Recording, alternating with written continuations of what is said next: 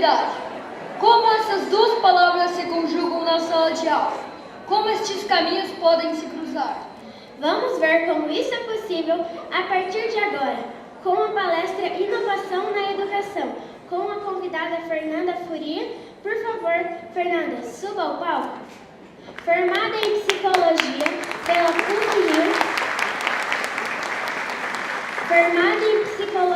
pela PUC-Rio em 1995, mestre em College London, na Inglaterra, fundadora do Playground da Inovação, consultoria de inovação em psicologia da educação, professora assistente na Escola Americana de Londres e é a professora convidada da pós-graduação, formação integral, educacionais, inovadoras do Instituto Singularidades de São Paulo.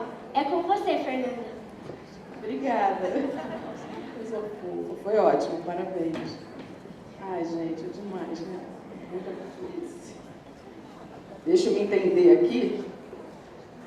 Tudo bem, gente? Obrigada pela presença. Quanta gente. Estou muito feliz de estar aqui. Minha primeira vez no Paraná, apesar de ser a terra do meu avô. Então, eu estou até emocionada. Obrigada pelo convite. Sescope, Sicredi, os programas, né? União que faz a vida e a força também, né? Cooper Jovem. Esperando o pessoal chegar um pouquinho aí, porque o café é sempre animado, né? Sempre dá vontade de ficar mais, de conversar mais, né? Bom, hoje eu vou falar de inovação e educação, novas formas de ensinar e de aprender. Muita coisa que eu vou falar hoje tem conexão com o que o Zeca falou, então vai ser interessante fazer esses links. Eu trouxe bastante conteúdo, gente, e aí eu queria falar para vocês, não se preocupem em anotar, porque eu vou disponibilizar essa palestra no site depois do Sescope, tá? Então aproveitem, né? Não fiquem preocupados com isso.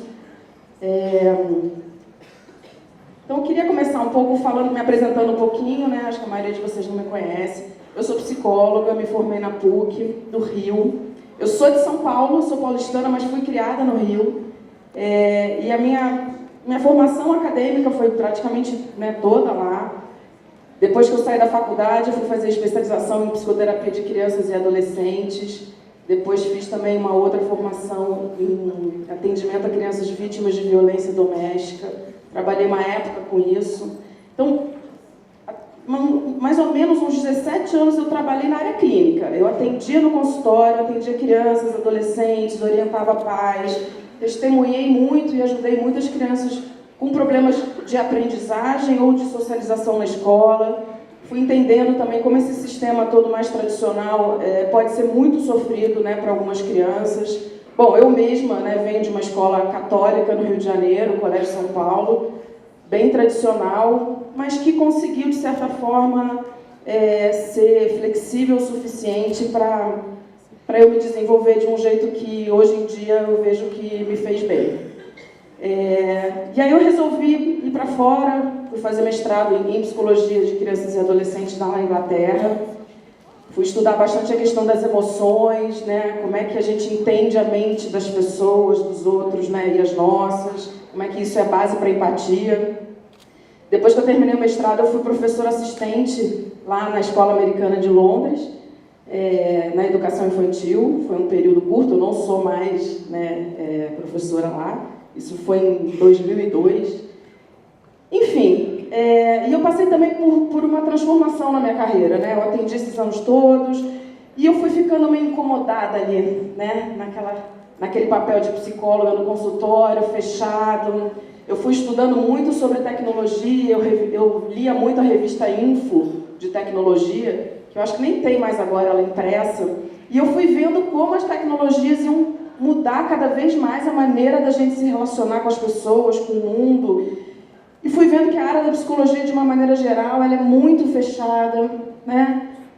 Eu ia nos congressos, eram sempre os mesmos assuntos.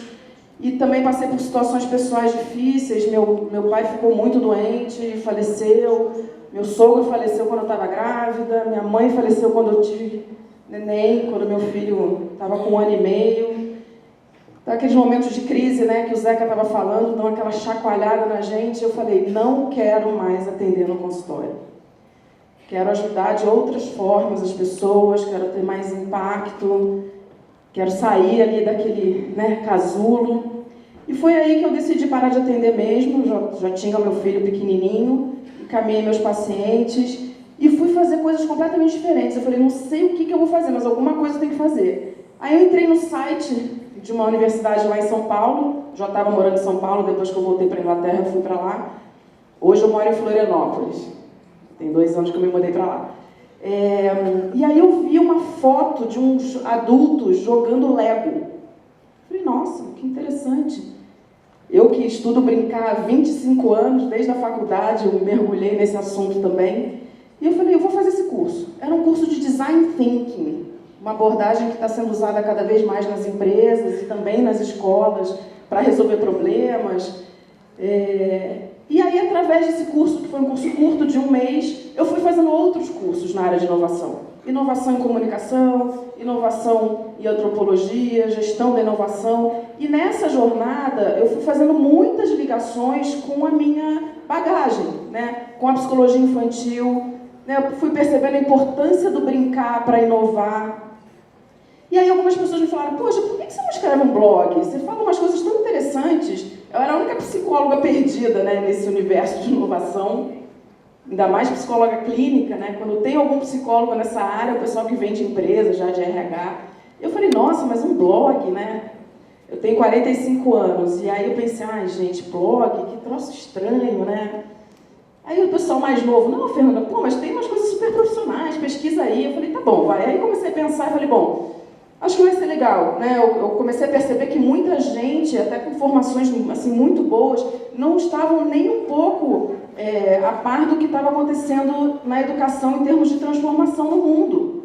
Eu falei, gente, mas como é que as pessoas não sabem disso? Né? Eu tinha uma amiga que tinha acabado de terminar o mestrado dela em educação na USP, e ela não tinha escutado falar em nada, né, do que eu vou falar para vocês aqui.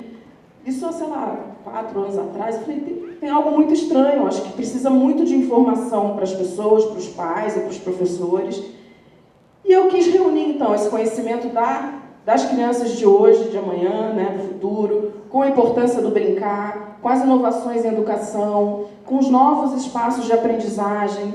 E aí foi aí que eu criei o blog do Playground da Inovação, que tem informação gratuita, né, sobre todos esses assuntos. E a partir daí eu fui sendo chamada para dar palestra, para ajudar empresas de tecnologia e educação a criar um produto, ajudar escolas a implementar programas inovadores diferentes, práticas diferentes. E hoje eu estou aqui, né, para falar um pouquinho para vocês, então, sobre esse assunto. Então, hoje, né, no nosso encontro, a gente vai tratar disso tudo, né? Como é que está o mundo hoje? O que é exatamente inovação em educação? Né, que tendências a gente está vendo, né, que estão se concretizando e devem continuar? Como é que é o professor do século XXI? Né, e esses espaços de aprendizagem, a sala de aula, as escolas, como é que elas ficam? Trazer um pouco de exemplos de escolas públicas inovadoras brasileiras, né, e pensar um pouquinho nessa ligação entre a educação cooperativa e a inovação em educação.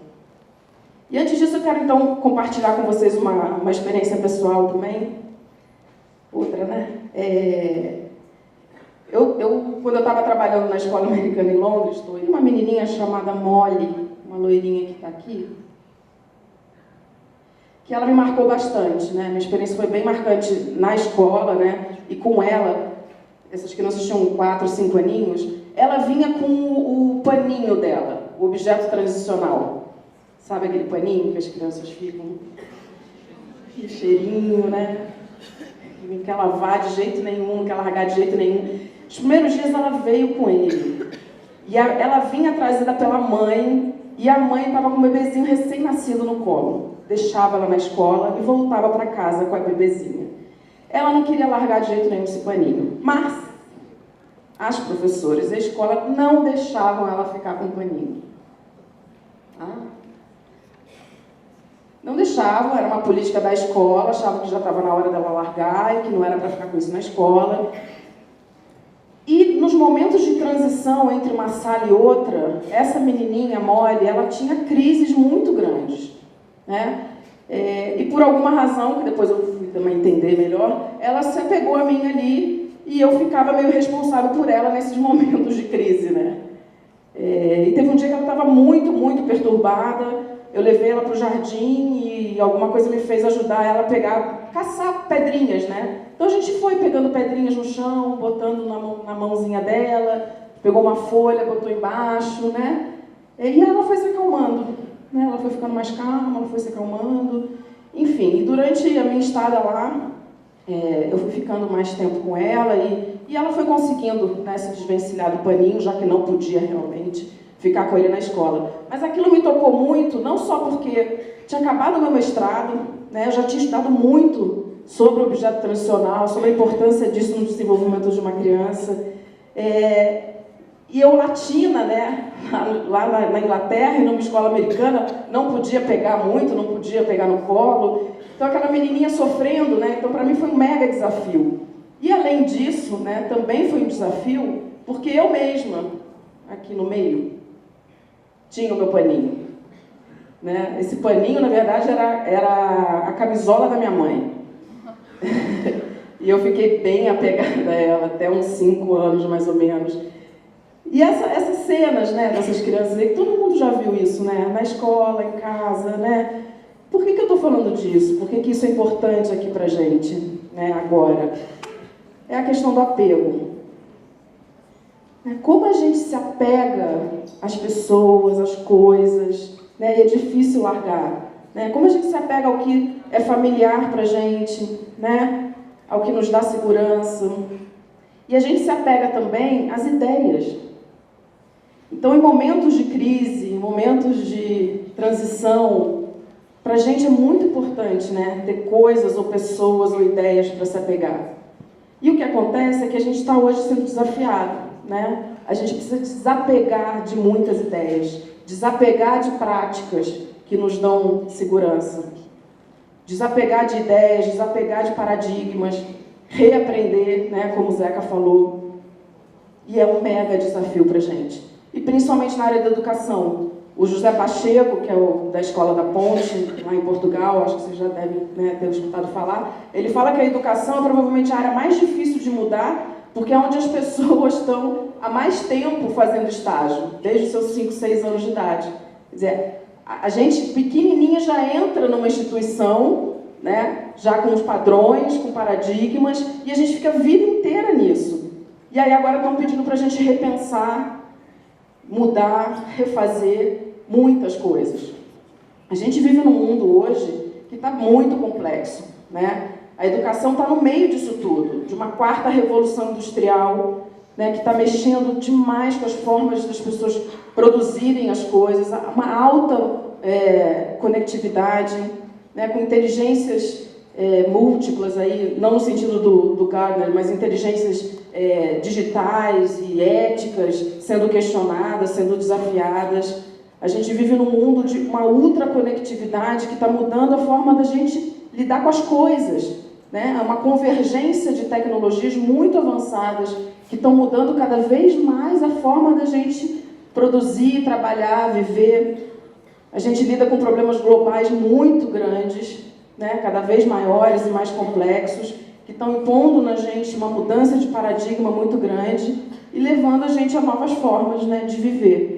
E a educação, ela está aí, e talvez seja a área que está menos, né, ou mais devagar mudando, né? Muito devagar. A gente precisa acelerar isso. O que é, né, a inovação em educação? Acho que a primeira coisa super importante é pensar que não tem necessariamente a ver com tecnologia. Muita gente pensa, não, são novos dispositivos tecnológicos. Também, eles são uma ferramenta que ajudam muito a gente, que vão permitir coisas que antes não eram permitidas. Mas é principalmente uma nova mentalidade com relação ao ensinar e aprender. Como é que é isso agora? Não é mais só de um jeito expositivo que a gente passa informação para o aluno. É também, pode ser também, né? Tem seu lugar em vários momentos. Mas não é mais só isso. Né? A gente precisa apresentar um cardápio de opções, de formas de aprender e de ensinar. Então, são novas práticas para tornar o aprendizado mais eficaz. Porque o aluno pode estar lá 50 minutos olhando para você, fingindo que está entendendo, e está em outro lugar, né? Está preocupado com outra coisa. É a criação de novas metodologias, novas formas de avaliar, né, a educação. É um novo papel do professor, é um professor que vai ser desafiado de outra forma e vai ter oportunidades também de outras coisas que até então não se tinha. Então, como o Zeca falou, as crises são ótimas portas também de entrada de novas oportunidades. E nisso também é questionado o espaço físico. Como é que o espaço físico pode mudar para dar lugar a esse novo tipo de educação, essas novas formas de aprender? Então, vamos falar um pouquinho aqui sobre as tendências em educação, né? Vou passar um pouquinho por cada uma delas. Protagonismo do aluno, habilidades para o século XXI, o aprendizado baseado no jardim da infância, isso é bem interessante, tem muita conexão com o que o Zeca falou também. Um ensino mais integrado com a realidade, tecnologias avançadas educacionais também, um ensino mais personalizado e metodologias ativas. Isso são algumas das tendências, né? Tem outras também. São, na verdade, tendências que já chegaram, já estão acontecendo, já estão sendo praticadas aqui no Brasil e fora, mas que a gente vai precisar aprimorar cada vez mais e pensar e refletir em cima. Então, vamos lá. O protagonismo do aluno, né? Hoje, cada vez mais é importante que a gente dê mais liberdade para o aluno, né? Que ele seja cada vez mais escutado, né? Que ele seja cada vez mais, que as suas necessidades sejam colocadas mais no centro, né? Que ele possa se sentir realmente um ator mais principal ali naquele processo de conhecimento dele. Mas isso não quer dizer que a gente vai fazer o que eles querem, que eu acho que esse é o grande medo. A gente vai deixar a garotada, né, decidir o que eles querem, vai virar uma bagunça. Não é isso. A gente precisa realmente entender o que eles estão sentindo, o que eles pensam, quais são as sugestões que eles fazem, considerar isso na hora de fazer alguma mudança, na hora de fazer um plano de aula, na hora de repensar aquele ano. Normalmente a gente coloca o aluno muito num papel passivo. E a gente até às vezes não acredita que ele tem condições, né, ou deles se organizarem, deles criarem algo significativo para o aprendizado deles. Então essa nova mentalidade começa aí, a gente entender que eles podem e devem ter mais responsabilidade, autonomia e liberdade no próprio percurso do aprendizado deles. Então, com isso em mente, a gente consegue também fazer com que eles se sintam mais responsáveis pelas próprias atitudes. Ou seja, a gente vai ajudando eles a amadurecerem mais. Porque o papel que a gente coloca o aluno, né, há tanto tempo é muito de espectador, né, muito de parado, né, muito passivo. E isso daí não combina com a vida. Na vida, no dia a dia da vida deles, não só no futuro, né, mas hoje, exige da gente uma ação, né, um fazer, um refletir em cima. E é isso que a gente não está podendo proporcionar para os nossos alunos hoje em dia, né, ou já há muito tempo. Uma outra tendência forte mesmo, né, eu acho que vocês já devem estar pesquisando isso bastante também, são as habilidades para o século XXI. Tem várias nomenclaturas, tá, para a habilidade do século XXI. Tem habilidades não cognitivas, hábitos da mente, soft skills, inteligência emocional, que é mais ou menos isso. São termos que são usados às vezes em outras áreas. Hoje o Daniel Goleman, que é a pessoa que difundiu o termo inteligência emocional, ele já está começando a usar também habilidades sociais emocionais ou socioemocionais, que é um termo usado mais nas escolas. E o que é isso? Né? É um conjunto de habilidades sociais e emocionais para lidar com a vida, com o dia a dia. Tem várias também, né? É uma lista grande, né? Mas pensando em algumas que eu acho que são mais importantes, né? Pensamento crítico, fundamental, gente. O Zeca estava falando essa questão da importância de se refletir em cima, né? E como a gente não está tendo tempo disso hoje em dia. E realmente, o pensamento crítico ele exige uma reflexão, né? E essa onda toda de tecnologias muito atraentes, né? As pessoas tendem a ficar deslumbradas e elas não conseguem pensar melhor, mas para que isso serve para mim? Como é que eu posso usar isso ao meu favor? Para que está sendo criado isso? Por que tá se falando sobre isso agora? Então, essa reflexão em cima do que os alunos fazem, estudam, ela é cada vez mais importante. A gente vai precisar conseguir achar tempos dentro do cotidiano escolar para essa reflexão e fora também da escola para essa reflexão. Uma outra habilidade muito importante é a autogestão das emoções. Para mim, talvez seja mais importante até, porque entender sobre as emoções, ser capaz de nomear a gama enorme de emoção que a gente tem, não só raiva, né, amor, felicidade, mas assim, angústia, ódio, ira, paixão, ansiedade, são sentimentos e sensações que a gente tem que explorar também mais, né? E além, essa questão da alfabetização emocional, ela é fundamental, né? Na escola a gente aprende sobre o nosso corpo humano, né? Sobre como é que funcionam, né, os aparelhos digestivos, enfim, sexuais, e a gente não aprende nada sobre as emoções, sobre as relações humanas. E aí essa área tão rica e importante nossa vai ficando negligenciada para sempre, né? A gente vai crescendo achando que a emoção é uma coisa fácil, né? Mas não, as pessoas não se dão conta das próprias emoções. Então, entender as emoções e conseguir gerir isso dentro da gente não é só abafar. Às vezes a raiva é a melhor emoção que precisa ser expressada naquele momento. Se você conseguir fazer de um jeito adequado, ser assertivo, ser determinado, isso também é um jeito de usar raiva. E a questão emocional, ela é pré-requisito para várias outras habilidades, como, por exemplo, a cooperação e colaboração, como a empatia. A empatia ela não acontece do nada. Existe um processo emocional no desenvolvimento de um bebezinho que vai acontecendo para que ele chegue ao ponto de ser capaz de entender que existe uma outra pessoa diferente dele e que essa pessoa também sente emoções, sensações que podem ser iguais ou diferentes da deles naquele momento. Então é um processo de amadurecimento e crescimento psicológico.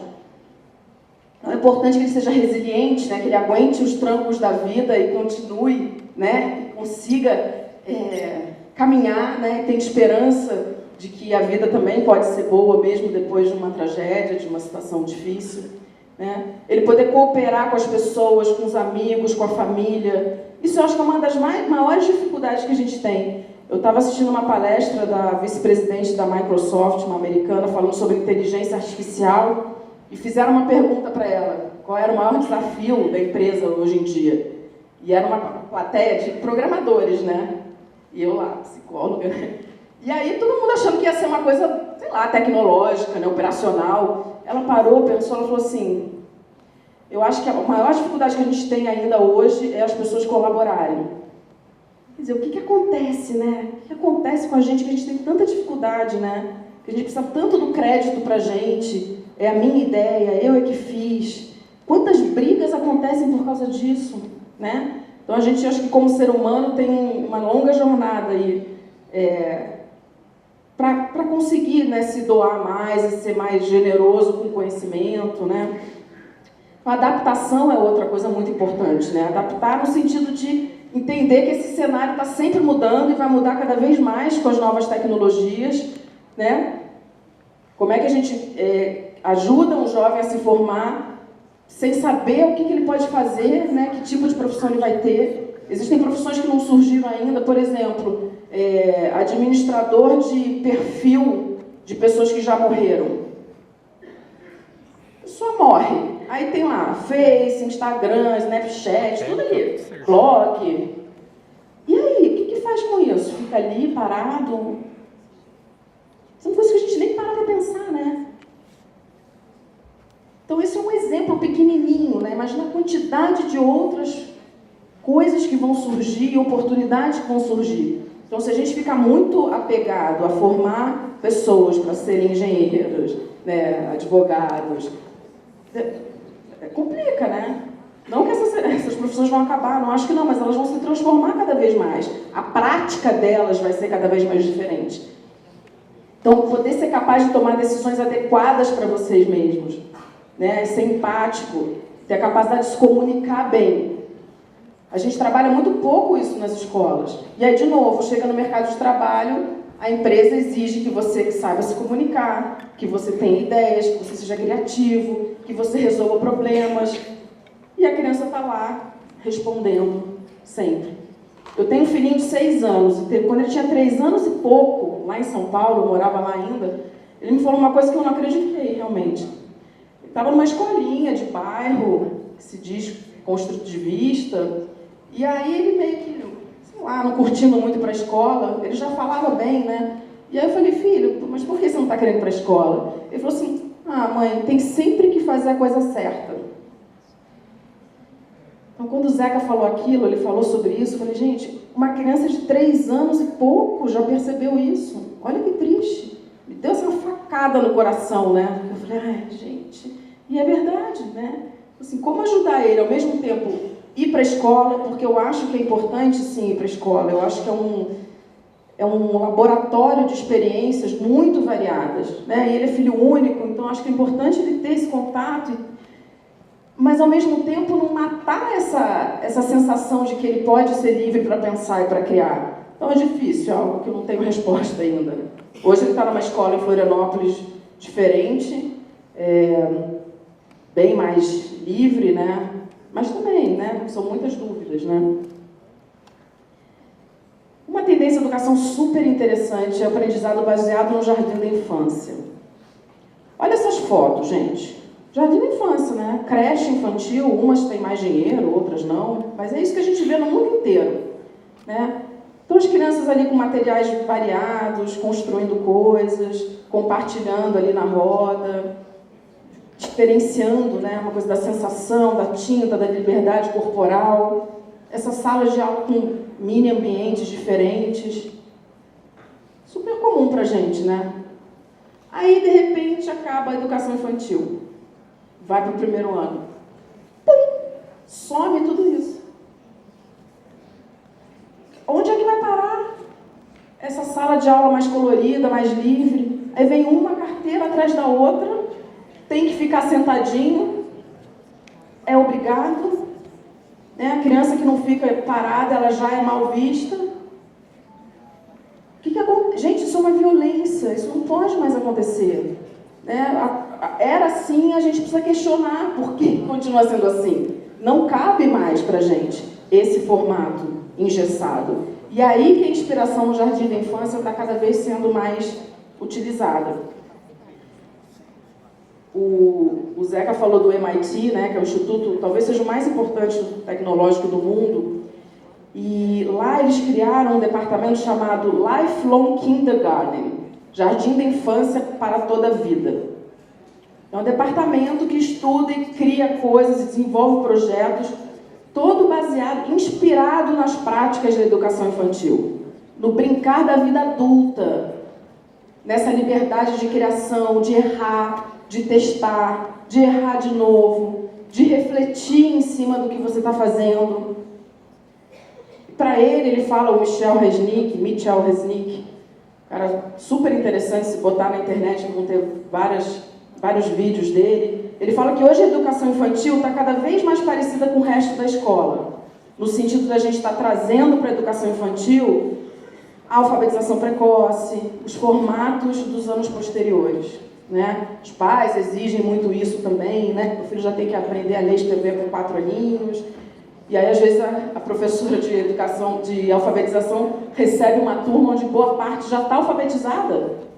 Né? E aí, o que faz, o que não faz? Então, essa é uma tendência muito importante, porque cada vez mais a gente está vendo que os espaços lúdicos e flexíveis da educação infantil estão sendo usados nos anos posteriores das escolas mais inovadoras e nas empresas.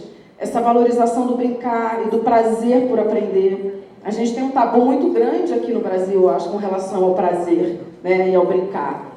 Brincar está ligado ao que é não sério, né, ao não confiável. Né, os pais falam, mas ele só está brincando.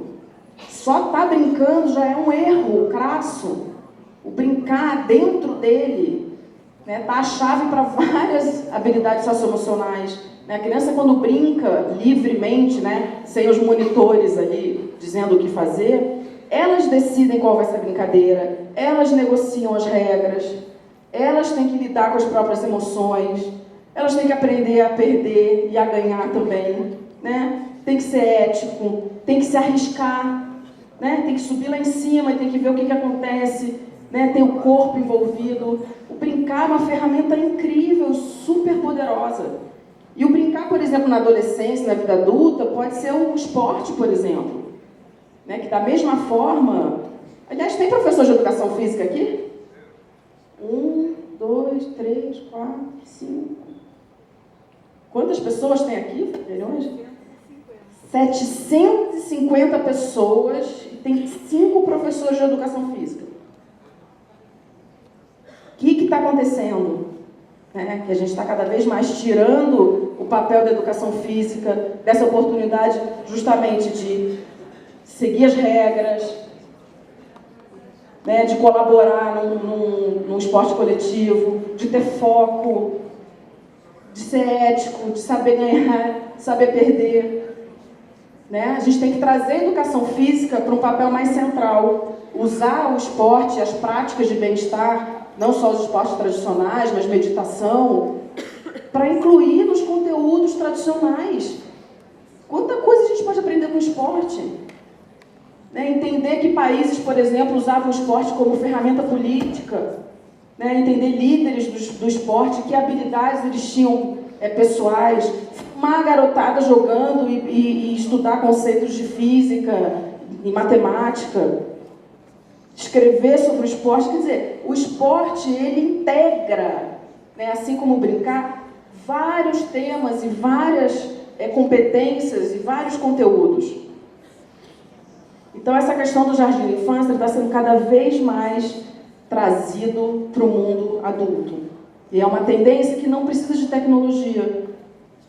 Né? A gente precisa só repensar aquela aula que você vai dar. Como é que eu posso pegar aquela aula expositiva, que eu vou passar por, sei lá, X tópicos, pegar esses tópicos e colocar em cantinhos, em rodízio, né? E cada grupo trabalha ao mesmo tempo. A gente vai ter que ser mais criativo, gente. Então, num primeiro momento, pode pensar, ai, Fernanda, olha quanta coisa aí você está falando, eu já tenho um monte de aula para dar, eu dou aula em 2, 3 lugares, eu não tenho tempo para pensar nisso. Mas será que não pode ser mais gostoso? Né? Num primeiro momento vai ser aquele desafio de repensar com como fazer, mas depois também vai trazer um propósito maior, porque você vai ver seus alunos mais engajados, com um brilho maior no olho, você vai ficar com um brilho maior no olho. E aí, cada vez mais, o ensino ele precisa estar integrado com a realidade. Né? Então, existe o que se fala em aprendizagem baseada em serviços, em problemas, em projetos. Em serviços, por exemplo, é botar a garotada para detectar um determinado problema, situação na própria escola, na sala de aula, no bairro. E pensar, e aí? Como resolver isso? O que a gente pode fazer? Que tema a gente usa como um tema gerador central? Né? Nesse tema, o que a gente pode fazer para trabalhar os conteúdos tradicionais? E devolver isso em forma de serviço para a comunidade. Né? Os projetos também, né? Pensar num tema gerador, por exemplo, o skate, né? Que o Zeca falou. Pega o skate, por exemplo, você pode construir um skate, pode estudar matemática com relação a isso, pode estudar sobre arte de rua, você pode pegar um tema e rechear ele todo, né? E a partir do interesse, da paixão da criança e do adolescente. E problemas também. Que problemas a gente tem aqui? Como é que a gente pode resolver isso de um jeito criativo? Vamos experimentar? Vamos testar?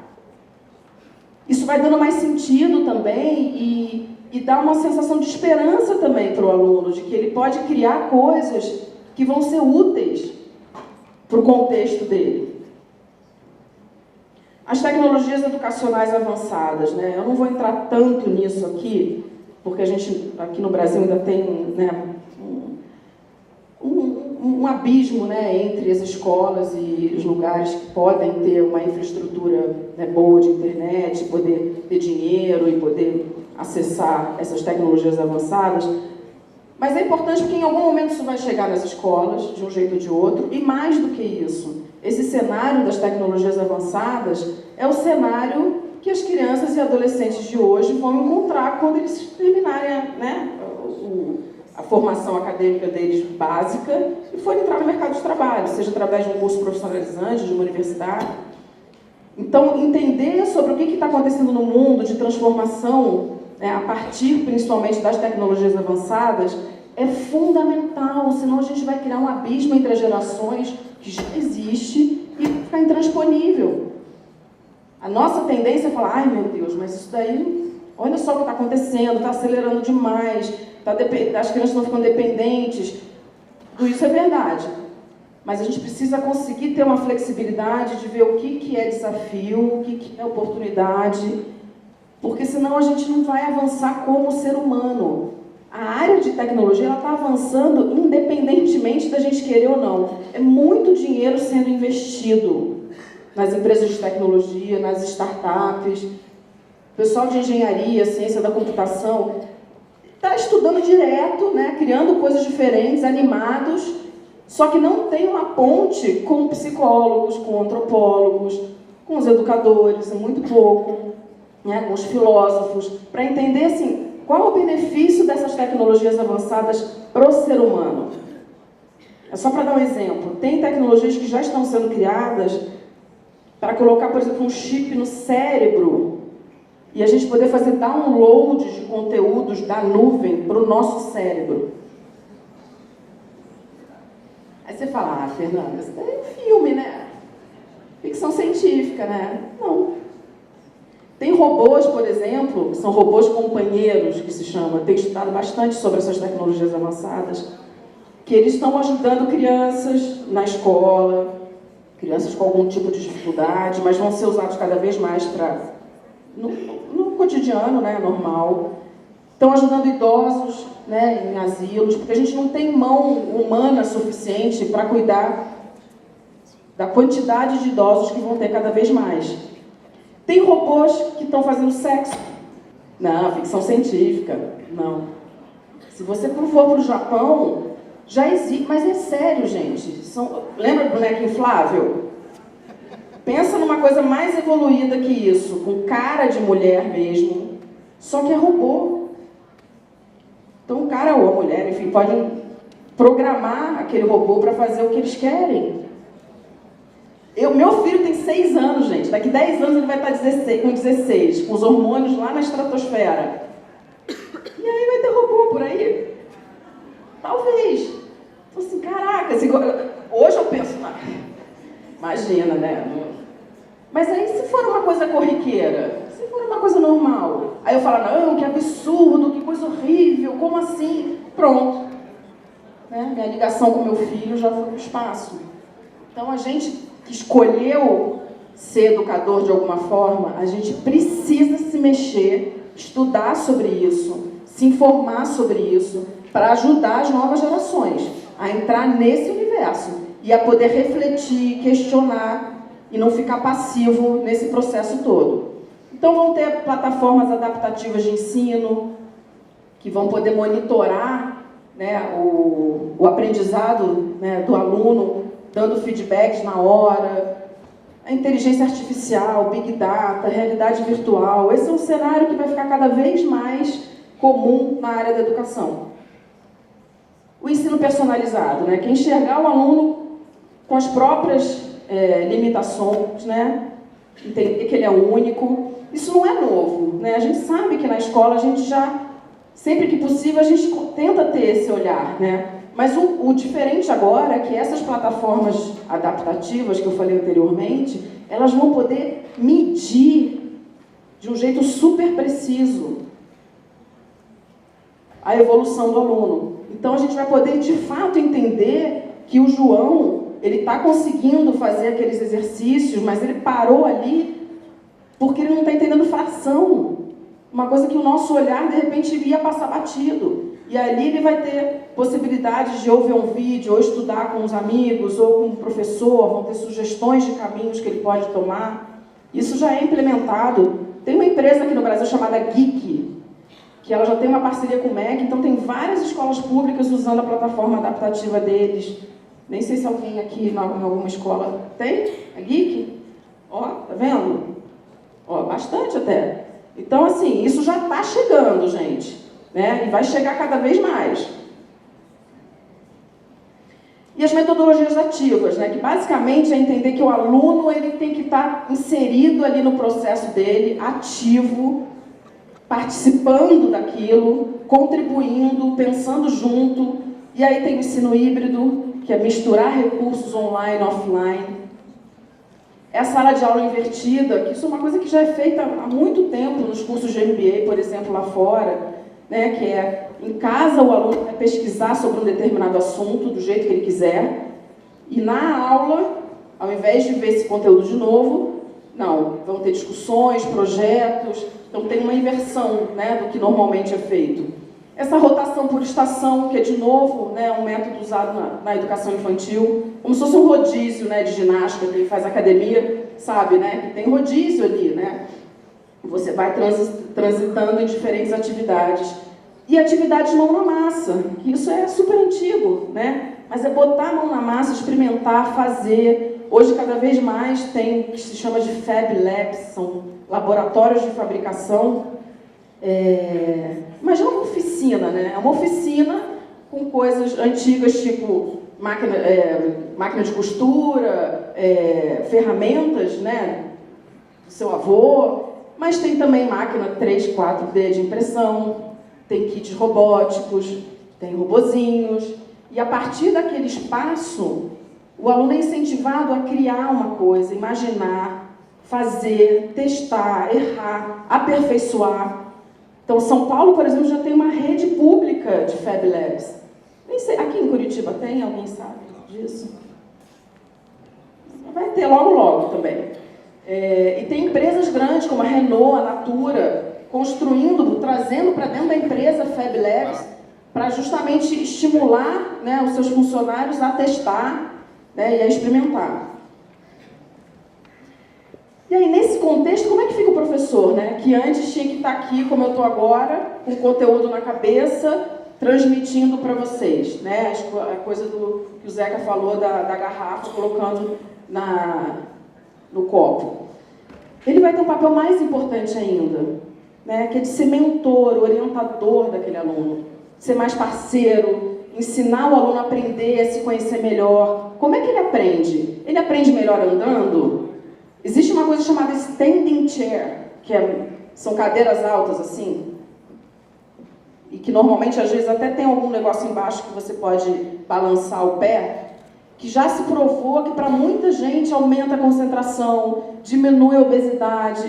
E não é para pessoas com problemas, não, mas é um estilo de aprender. E às vezes eu posso aprender matemática melhor em pé, em português eu posso aprender deitada, lendo, escutando música. Então, essa variedade de formas de aprender. Acho que o professor pode ter a sensibilidade de ajudar esse aluno a se conhecer nesse sentido. Ajuda na triagem de informações, né? Estimula essa transformação da informação em conhecimento. Informação está aí, mas como pegar essa informação e aplicar ela num contexto adequado e aprender com isso? Né? Estimular essa autonomia, protagonismo do aluno. Transmitir informação também, claro, é importante, né? Isso tem seu momento, como eu estou agora. Né? Imagino que algumas coisas vocês consigam, né, reter aí. Né? E ser um facilitador desse aprendizado. Então, as salas de aulas tradicionais, hoje, olha só, século XVIII, 2017. Qual a diferença, gente? Então, assim, isso... Acho que já está todo mundo até cansado de falar sobre isso. A gente já sabe, né? Tem que ter coragem de mudar, tem que juntar a galera, né? Vamos conversar, vamos experimentar. Não tem garantia, nada tem garantia. Mas se a gente não fizer diferente, a gente não vai mudar. Então, hoje tem salas de aulas flexíveis, né? Ou seja, são salas com mini ambientes, né? Ó, de novo, inspirada na educação infantil. Só que isso aí são os anos posteriores. E nas empresas também, a gente está vendo direto isso, as empresas mais inovadoras, mudando os espaços. Mas isso tem que ser reflexo de uma proposta. Não adianta manter a mesma proposta de só conteúdo, e transmitir informação e mudar a configuração da aula. Não, né? Ela é reflexo dessa visão de que o aluno tem que participar, que a gente pode mudar os espaços, né? Que a gente pode incentivar a criatividade para engajar mais os estudantes, para ter mais interação, né? Para promover uma reflexão maior, desenvolver essas habilidades socioemocionais. Eu trouxe aqui exemplos de escolas brasileiras inovadoras, né? São, como eu falei para vocês, essa apresentação vai estar disponibilizada.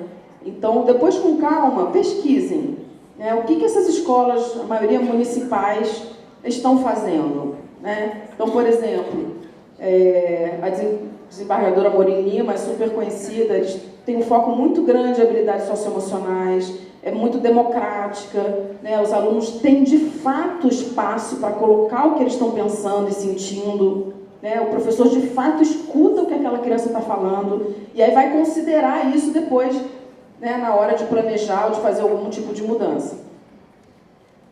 A MF Zeferino também, do Rio Grande do Sul, uma escola rural que está fazendo muito uma aprendizagem baseada em projetos, e facilitando muito o protagonismo do aluno. Tem a Campos Sales, que é uma favela em São Paulo, que é bastante conhecida até, né, e tem se inspirado na Escola da Ponte, que é uma escola que tem se falado muito, né, mas eles estão num contexto lá em Portugal, né, o nosso é o outro, mas a Escola da Ponte ela favorece muito essa discussão, né, em grupo e essa liberdade de ir e vir dentro da escola, né, dá muita autonomia, mas com responsabilidade. Tem o projeto Âncora em Cotia, que também é bem bacana de pesquisar. A Chico Anísio, em São Paulo, né, que tem um foco bem grande em habilidades socioemocionais. Foi um desafio, uma mudança que a escola passou ao longo dos anos, e bem interessante também. Tem essa outra, que era conhecida como Carandiru, porque eles ficam ainda, né, numa área muito violenta, e eles conseguiram mudar a gestão de um jeito, né, que ficou mais democrática, que repensou o espaço escolar, trouxe mais a comunidade para dentro, e ela conseguiu tirar um estigma super negativo que eles tinham e agora é reconhecida como uma escola criativa e inovadora.